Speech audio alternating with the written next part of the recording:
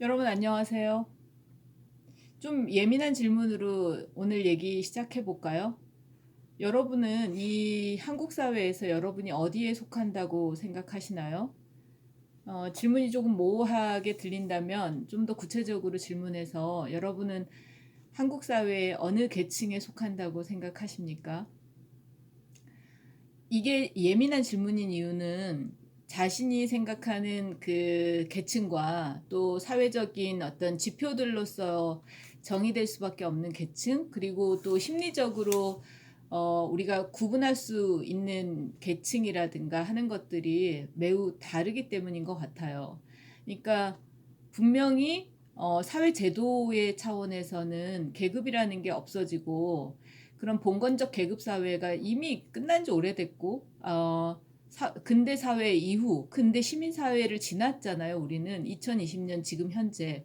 그럼에도 불구하고 우리 안에는 끊임없이 그 자기 자신을 다른 어떤 그보다 자기가 생각하는 그런 계층이나 계급보다 낮다고 생각하는 그런 쪽보다 자신을 분리시키려고 하는 경향이 분명히 있잖아요. 그게 심리적으로든 아니면 뭔가 직업의 종류로나 경제적인 어떤 수준 내지는 그 급여의 문제 이런 것들로 구분을 하게 됩니다. 그래서 음, 우리의 어떤 이성적 판단으로는 계급이라든가 계층 같은 것들의 구분이 모호해졌지만, 그리고 제도적으로는 그런 부분들을 명시하지 않지만 우린 여전히 그런 어떤 오히려 그런 명백한 그 계급과 계층을 나눴던 시대보다도 훨씬 더 미세하게 나눠져 있는 계급적인 계층적인 차별과 어떤 분리 분할의 세계를 살고 있는 거죠. 분명히 이런 얘기를 제가 오늘 꺼내는 이유는 크게 보면 예술, 예술계, 그리고 노동, 산업, 경제 뭐 이런 부분들이 사실 예술에 대해서 우리가 순수하거나 자율적인 부분들을 많이 인정하면 할수록, 그거를 중시하면 할수록 자꾸 우리의 그 의식 수준에서는 예술을 뭔가 그 농담처럼 얘기하자면 이슬만 먹고 사는 어떤 신선들의 세계처럼 보고 싶어 하는 경향이 분명히 사회 안에 있거든요. 그런데 다른 한편으로 예술 또한 문화의 일부이기만 한 것이 아니라 경제구조 속에 있는 것이고, 경제활동을 통해서 뭔가 일들이 진행되고 성과가 나오고, 또 그 개인의 이력이라든가 뭐 기관의 어떤 그 일들이 수행된단 말이죠. 그래서 사실 예술과 노동의 문제도 절대로 유리시켜서 생각할 수 없죠. 그런데 우리가 이제 그런 부분들에 대한 어떤 예술의 특수성을 생각하면서 예술이 가지고 있는 어떤 특수한 가치를 생각하면서 일에 대해서나 경제적인 보상에 대해서 생각하게 되는 부분이 별로 합리적이지 않은 부분이 분명히 있었어요, 이제까지.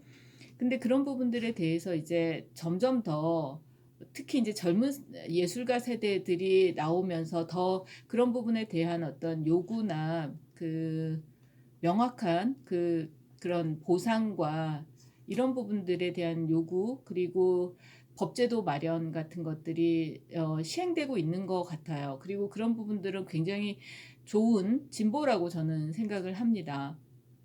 그런데 이런 얘기를 그 이제 조금 더 사회 전반의 문제로 가져가서 제가 얘기를 해보고 싶어요. 그러니까 예술 분야에서 이런 어떤 노동의 문제를 들여다보기 위해서는 그것이 속해 있는 어떤 좀 더 큰 구조로서 전체 사회 아니면 공동체 집단의 어떤 상황으로서의 노동이라든가 내지는 계층, 계급 갈등 같은 것들도 생각해 볼 필요가 있는 거죠.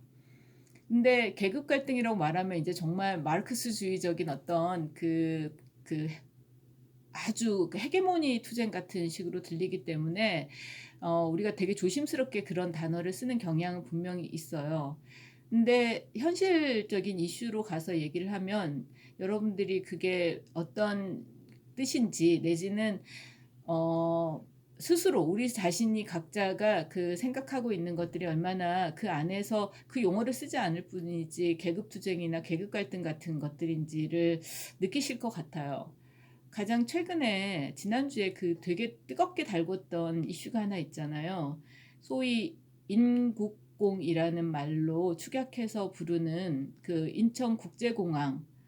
그 인천국제공항에 그 비정규직들을 정규직화한다는, 거의 2,000명 가까운 인원을 그 정규직화한다는 발표가 있고 난 다음에 청년 세대들, 젊은 세대들, 그리고 인천국제공항의 노조가 나서서 굉장히 반대하고, 또 여론이 악화되고, 그다음에 정부에 대한 어떤 반대와 특히 이제 문재인 정부의 일자리 정책에 대한 비판 같은 것들이 굉장히 급등했잖아요.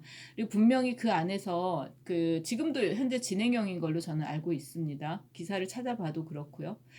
근데 많은 분들이 의견을 제시하고, 또 그 안에는 우리가 그 간단하게 어떤 것이 옳다든가, 뭐 예를 들면 정부의 일자리 정책과 정규직화가 옳다든가, 아니면 또 청년들이 말 그대로 정규직을 목표로 하면서 고시 준비를 하거나 취직 준비를 했던 취준생들의 어떤 박탈감 같은 것들이 옳다든가, 이런 식으로 이분화시켜서 생각할 수 없는 사안이라고 저는 생각을 해요, 분명히. 그래서 그리고 사실 뭐 제가 이런 부분에 대해서 뭔가 그 뭐 일자리 정책이라든가 아니면 한국 산업 구조 같은 것들을 얘기할 만한 그 전문성을 갖고 있거나 그런 자리에 일테면 역할을 부여받은 사람이 아니기 때문에, 그 부분에 대해서 옳다 그르다 내지는 어떤 방향으로 가야 된다 이렇게 말할 수는 없는데, 저는 그런 인국공에 그 관련한 정규직화와 관련한 그 내용들을 좀 보면서 가장 그 안타깝고, 그다음에 아이러니하다고 느끼게 되는 건, 그리고 그런 걸 여론들도 많이 지적을 했는데, 이게 을과 을의 싸움 같이 돼 있는 거죠. 그다음에 실제로 어떤 많은 그 디테일한 팩트들에 대해서 정확하게 이해한 상태로 우리가 그런 내용들을 그 비판을 하거나 내지는 새로운 어떤 방식으로 그 좋은 답을 찾아가도록 해야 되는데, 그거보다는 잘못된 정보 내지는 여론을 분명히 호도하거나 어떤 쪽으로 편향시키려고 하는 어, 뉴스나 그 부정확한 그 굉장히 당파적인 어떤 내용들이 유포되고, 그것들이 훨씬 더 여론의 형성에 그 굉장히 강한 영향을 끼치게 되는 부분들이 저로서는 굉장히 안타깝기도 하고 문제라는 생각을 하게 돼요. 이번 사안만이 아니지만. 그래서 인국공의 경우에도 사실은 디테일한 부분들을 더 잘 알아야 되는 부분이 있고, 그 부분에서 조금 더 이제 제가 포괄적으로 얘기를 하자면, 정규직화를 한다는 것 자체에 대한 긍정성이 필요하다는 생각이 드는 거예요. 일테면 청년들이 지금 취준생들의 기회를 박탈한다라는 생각보단, 그 기회들과 또 그 비정규직으로 있던 사람들이 정규직화하는 트랙들을 구분해서 생각하는 것이 더 우리 자신한테, 특히 이제 예를 들면 이번에 그런 정책에 대해서 반대하는 청년들한테, 젊은 세대한테 좋은 일이 아닌가라는 생각이 드는 거죠. 말하자면 IMF 사태 이후, 1997년 IMF 사태 이후로 일테면 한국 사회가 비정규직의 자리로 굉장히 그 전환이 됐었어요. 그러니까 비정규직이라는 게 소수였는데, IMF 사태를 거치면서 구조조정이라는 어떤 미명하에서 굉장히 많은 일자리들이 비정규직화 됐단 말이죠.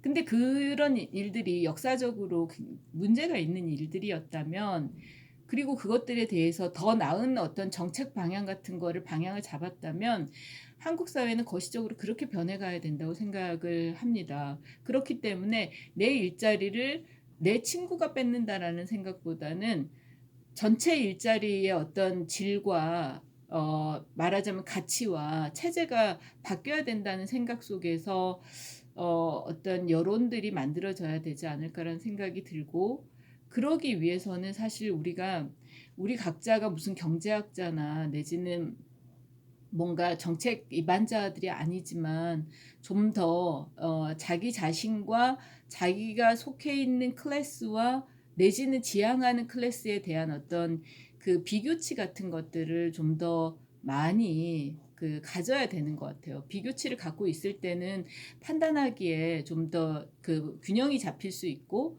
또 크로스 체크라는 걸 할 수 있게 되잖아요. 그런 점에서 이번에 인국공 문제 같은 경우도 제가 보기에는 그렇습니다. 그러니까 저는 좀 들여다보니까 비정규직의 어떤 모든 그 대상자들이 정규직 일자리를 뭐랄까 잠식하거나 이런 게 아니라 트랙 자체가 다른 것이고, 그다음 그 사람들이 단순히 뭔가 운이 좋아가지고 정규직화 되는 것이 아니라 뭔가 알바로 들어갔다가 운이 좋아서 그런 건 아니더라고요. 그래서 이제 그런 부분들에 대해서 분명히 다른 그런 기회를 갖지 못한 사람들이 가질 상대적 박탈감이나 뭔가 이 일이 균형이 안 맞지 않냐라는 생각을 해볼 수는 있지만, 제가 거시적이란 말을 너무 많이 쓰는 경향이 있지만, 뭔가 큰 그림을 그려본다면 그 그림 속에서 한국 사회의 어떤 그 정의와 합리적인 그 방향 같은 것들이 지금 우리가 이렇게 그런 클래스 안에서 갈등하는 거하고는 좀 달라지지 않을까라는 생각이 듭니다. 어, 사실은 이렇게 이제 인국공 얘기를 길게 하려고 했던 건 아니고, 제가 그런 최근에 있었던 그런 정규직, 비정규직 내지는 어떤 계층 간 갈등, 그리고 그런 계층 간 갈등을 무색하게 하는 뭔가 이렇게 천문학적인 규모의 어떤 뭔가 이렇게 그 플랫폼 산업들의 그 매각 같은 거를 보게 되면서 그런 생각을 하게 됐어요. 그러니까 일테면 뭐 제가 특정 기업을 언급하진 않겠지만, 어떤 벤처 기업이 패션 기업이나 이런 곳이 젊은 사람들이든 뭐 어쨌든 그런 사람들이 창업한 그런 기업들이 해외 더 큰 기업에 매각이 됐는데, 그 금액이 정말 뭐 몇천억 단위가 되는 이런 것들이 자꾸 이제 보이고, 그러면서 그럴 때 가능한 어떤 명분은 뭐냐면 능력주의인 거예요. 능력이 있으니까 그런 벤처 기업을 아이디어 좋게 그리고 투자를 잘 받아서 잘 운영을 했으니까 그거에 몇천 배가 되는 식으로 매각이 돼도 된다. 거기에 굉장히 중요한 기준은 메리트, 그러니까 메리토크러시라고 하는데요. 능력주의.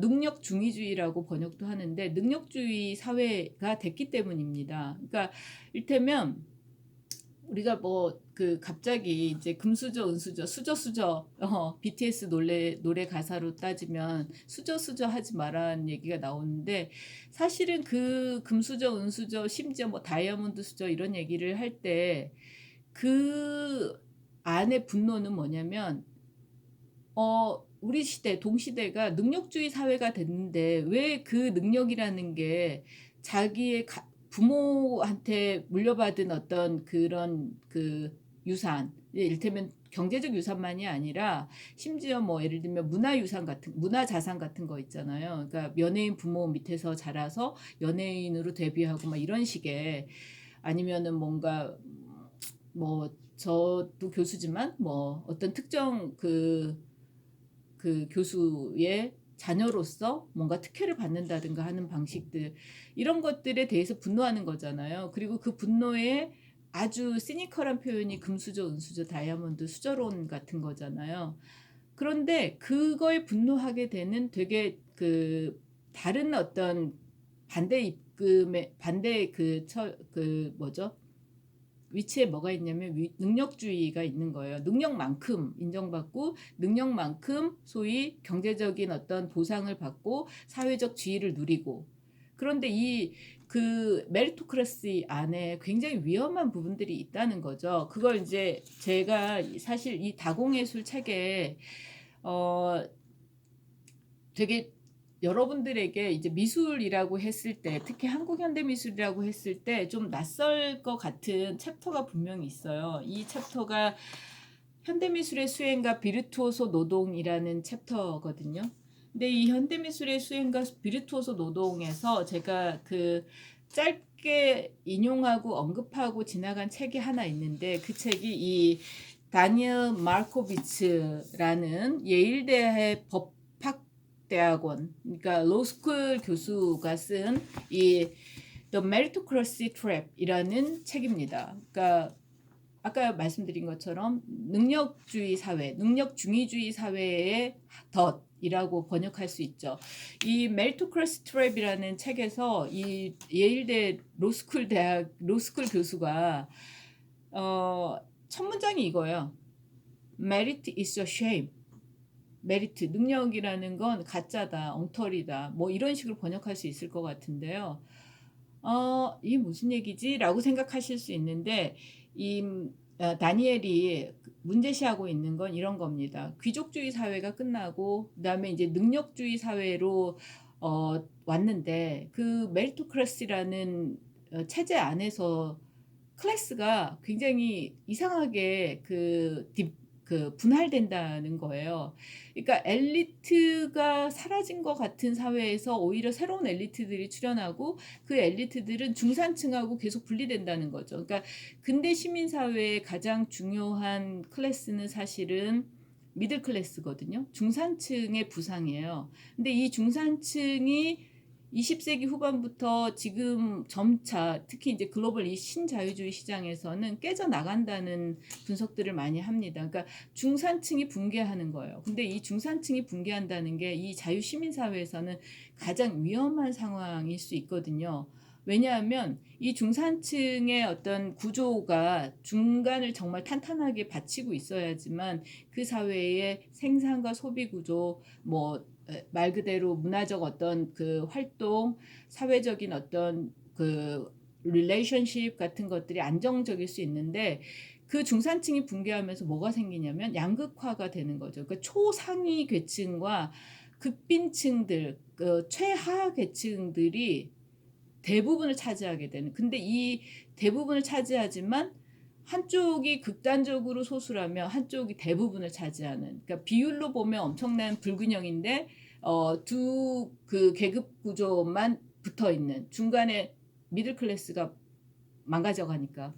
이제 이런 부분들에 대해서 메리토크라시를 가지고 이제 그 다니엘 마르코비치는 분석을 하고 있는 건데, 앞부분에 그 이제 책 전체 얘기가 아니고 앞부분에서 제가 되게 이제 중요하게 생각하는 그 문장들을, 그러니까 역시 이제 미국의 그 이런 글쓰기가 이런 부분이 좋은 것 같아요. 뭐냐면 앞부분에서 핵심 태제를 다 던지는 거죠. 그러니까 무슨 얘기냐면 자기의 주장을 두 갈식으로 먼저 다 설명하는 겁니다. 제기하는 거죠. 그래서 이 다니엘 마르코비치가 앞부분에서 이렇게, 그러니까 인트로덕션에서 오히려 되게 명쾌하게 주장을 하는데 이런 겁니다. 이 능력주의에서 문제가 되는 것은 중산층이지만 똑같이 엘리트한테도 이런 그 능력주의는 해로울 수 있다.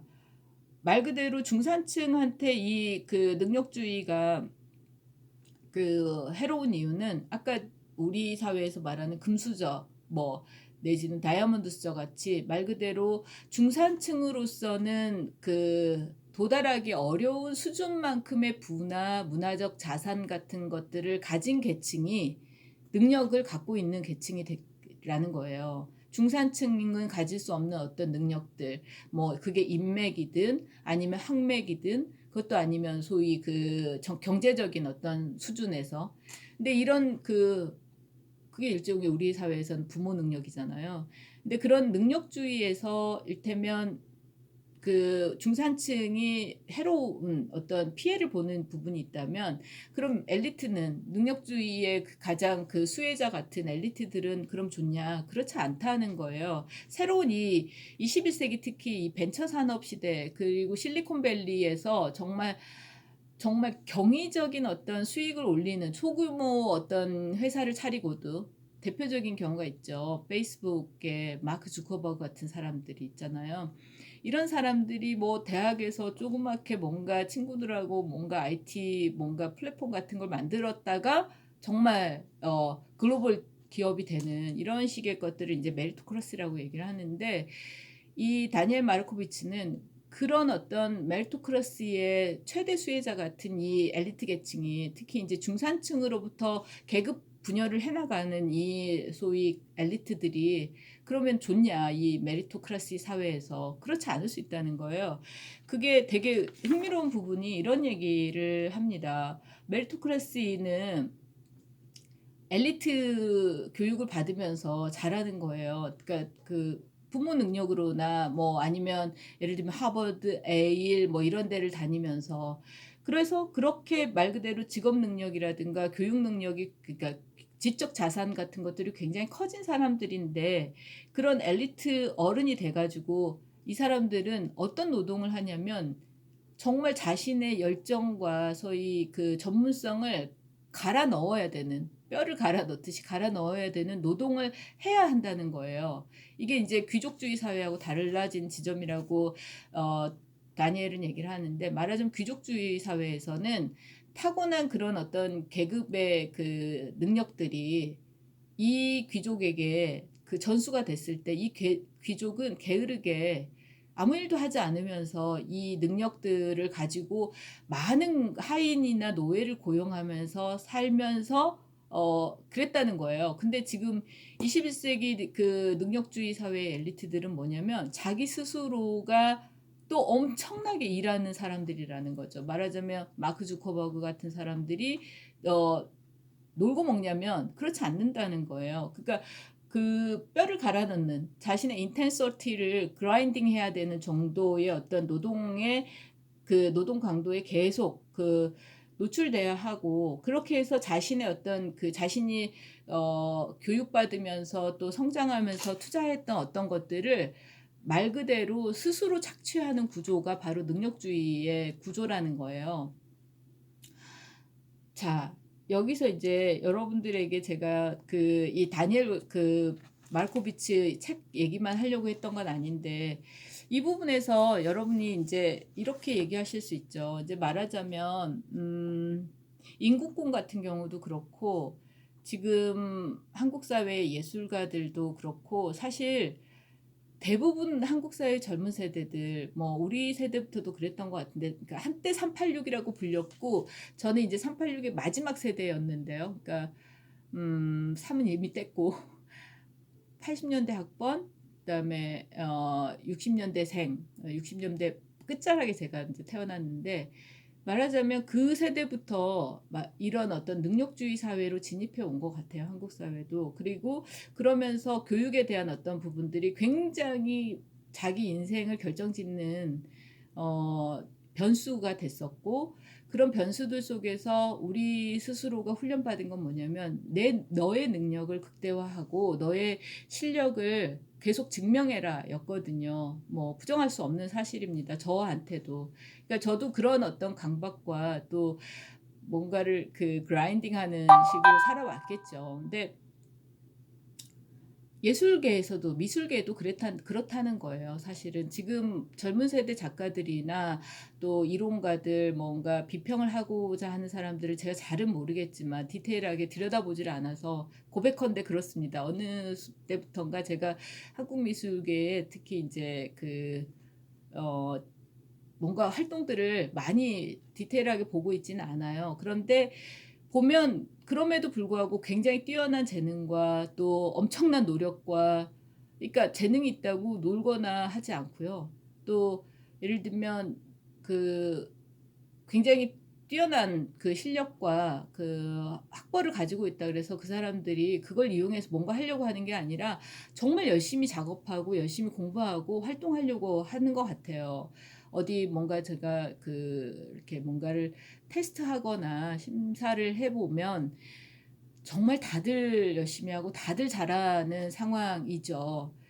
근데 이제 그런 사람들이 모여 있는 이 한국 미술계에서의 노동의 문제 같은 것들을 생각을 해보면 굉장히 열악하다는 거예요.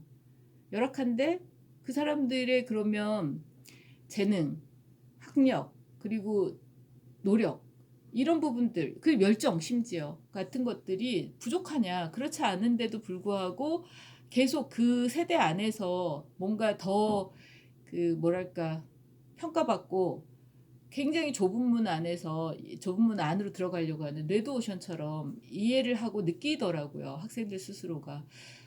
심지어는 제가 이제 그 학기를 마치고 성적을 평가해 봐도 그게 보여요.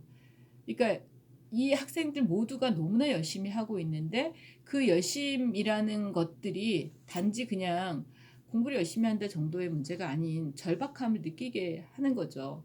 그런데 저는 이제 다시 오늘 얘기 앞부분으로 돌아가면 이 기회의 균등이라든가 아니면은 세대 내에서의 어떤 그 공정성의 문제 같은 것들이 그렇게 간단하지 않은 문제일 뿐만 아니라 거기서 되게 중요한 지표처럼 작동하는 이 능력이라는 것들, 그래서 평가 지표로 당연시되고 그리고 공정성의 이름으로 지금 여러분들이 그 젊은 세대가 분노하는 거하고 달리 굉장히 공정한 시스템, 공정한 어떤 평가들을 하고 있음에도 불구하고 그 안에 함정이 있다는 얘기예요. 다니엘 마르코비츠 식으로 얘기하면. 근데 그런 부분들에 대해서 사실은 내 옆에 있는 경쟁자를 탓하거나 저 사람한테 기회가 돌아간다고 생각하면서 일테면 모든 기회를 다 없애자 내지는 정규직화 하면 안 된다라고 하는 식으로 해서는 문제가 해결될 것 같지 않다는 거죠. 그거 자체가 이 일종의 메리토크러시라고 하는 체제의 악마적인 부분이라고 저는 생각해요. 그래서 오히려 이 능력주의 사회에서의 어떤 희생 내지는 희생되는 것들에 대해서 그리고 정의로운 것들과 공정한 것들에 대한 그 좀 더 우리가 이런 거죠. 정책이 그 부분을 답을 못 내면 우리가 한번 좀 해보는 것도 어떨까 이런 생각이 드는 거죠. 그리고 사실 오늘도 보니까 그 제가 얘기하려고 했던 내용들 제가 사실 여러분 보면 알겠지만 유튜브에서 뭔가 어떤 그 영상에 스크립트가 있거나 뭔가 이렇게 막 주제를 다 뭐 정리해 놓고 짜 놓고 얘기를 하는 건 아니에요. 사실은 이런 말씀을 여러분들하고 하고 싶다, 건네고 싶다 하는 그런 어떤 생각이 많이 차오르고 아이디어만 있을 때 그냥 이렇게 그 카메라 앞에서 즉흥적으로 얘기하는 거거든요. 그래서 어떤 때는 시간이 막 좀 길게 가고 좀 중언부언하는 것도 분명히 많고요. 그런데 오늘은 어느 얘기까지 하고 싶었냐면 이 다공예술의 이 현대미술의 수행과 비르투오소 노동의 부분들까지 얘기를 하고 싶었는데 예술 쪽에서 현대미술에서 특히 이 퍼포머티비티가 일테면 그 극대화됐던 지난 20여 년에 대해서 노동 구조로 생각해 볼 필요가 있다는 것, 그리고 그것들이 실제 그 어떤 식의 그 예술 작품들로 표현됐었는지에 대한 얘기들을 오늘 다 하고 싶었는데 그거는 못하고 끝내야 될 것 같아요, 여러분. 두 번째 제가 그 약속을 하겠습니다. 이거의 두 번째 버전을 할게요. 오늘 아니고요. 그러니까 이런 거죠. 미리 예고하자면 파올로 미르노라고 하는 이탈리아 사회학자이자 노동학자가 있는데요. 이 사람이 1970년대 이후에 노동사회가 변했다라고 하면서 그거의 이름을 포스트 포디즘이라고 하는 후기 포드주의식으로 정의를 했어요. 그래서 그 포스트 포디즘에 대해서 그리고 그런 포스트 포디즘과 퍼포머티비티 특히 이제 현대 문화 예술에서 굉장히 그 각광받았던 이 수행 퍼포먼스라고 하는 것들에 대해서 연관성을 얘기를 하고요. 그다음에 2018년 예술인 실태조사가 있어요. 그러니까 한국 문화체육관광부가 매 3년마다 실태를 조사해서 보고서를 내는 게 있는데, 예술인 실태조사가 제가 이 책에서 좀 그 내용을 다뤘거든요. 분석을 했거든요. 그러니까 미술가들이 어떤 이를테면 기회비용을 가지고 창작 활동을 하고 보상을 어떻게 받는지에 대한 그 보고서를 토대로 좀 얘기를 했는데, 그 부분은 다음번 영상에서 다뤄보겠습니다. 네, 여러분 이렇게 뜬금없이 두 번째 얘기로 약속을 하면서 끝내도록 하겠습니다.